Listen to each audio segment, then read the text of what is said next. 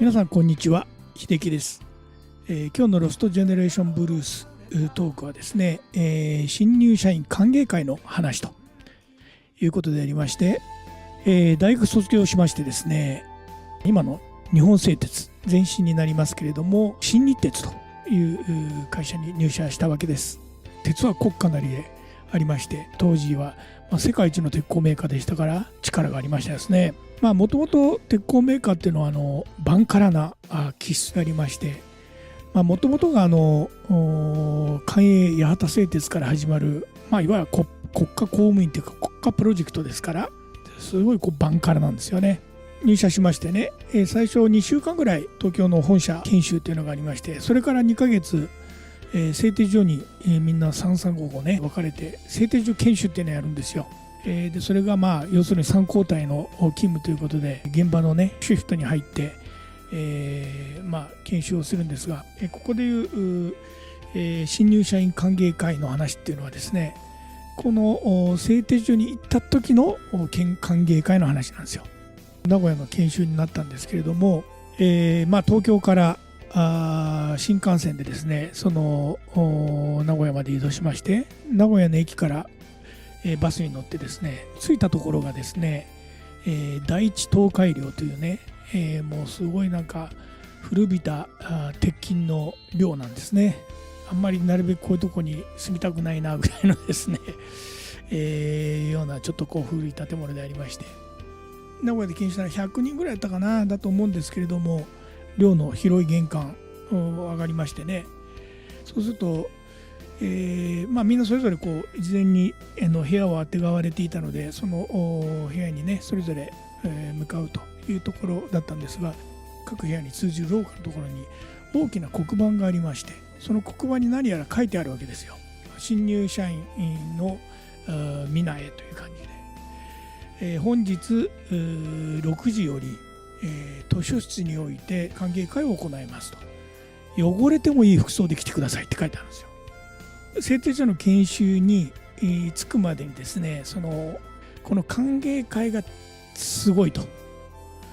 で過去そこで伝説も生まれみたいなね、そんな、割と重い儀式みたいな感じだったんですよね。鉄鋼みんな飲むんですよ。本当にお酒が強いんでですね、とにかくもうめちゃくちゃ飲まされるんだろうなぐらいの感じでね、その歓迎会まで 2,3 時間あったんで、昼寝もしたいところなんだけれども、ちょっと胸騒ぎというかねもありましてね、そんな気楽に休める感じじゃないんですよ。いやー、ついにこの歓迎会が来ちゃったなみたいな感じでね、時間が来ましてね、みんなそれぞれその図書室になるところに行ったんですが、これはその寮からちょっと離れというか、歩いて5分かね、そこらのところにある、建物でありまして、名前が図書室。ただその着きますとね、もう入り口のところにその青いポリバケツ、大きなポリバケツがもう何重と並べてあって、で玄関からずっと中がですね、もうブルーシートで、ほとんどもう青色なんですよ。これは大変なんだろうなと、汚れるってことだろうなっていうことでですね、で、中入りますとね、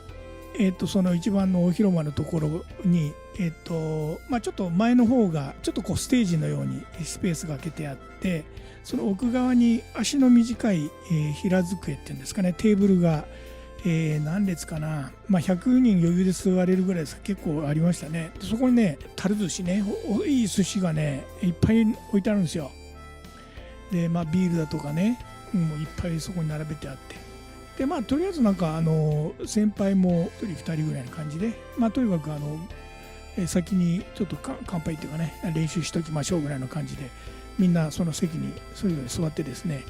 でお寿司も食べていいってことだったんで、どんどん食べて盛り上がってたんですよね。ちょっとリラックスした感じで、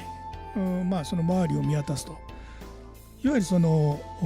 宴会席の方からその先ほど言ったその前のステージの方に見るとですね、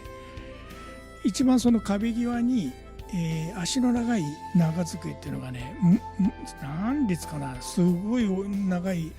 スペースで置いてあるんですよ。そこに少しずつね、仕事を終えた先輩たちが、作業着のままだったかなの人もいたんじゃないかと思いますけど、帰ってきて、でみんなねそれぞれ先輩たちが、両手にね日本酒を2本ずつぐらいだから4本かぐらい持ってくるんですよ。でどんどんその、ステージのところの長机にね一升瓶がダーッ並び始めたんですよ。その間もみんなその本当に宴会ですよね、賑やかにこう笑って飲んで笑って食べてみたいな。でそこにその先輩たちが少しずつ混ぜてきて、いろいろ賑やかにやってたんですよ。で本当に縁も滝縄になりましてね、で先輩たちもそこそこ十分に、一緒にこう席に着かれて、大にぎわいになってきて、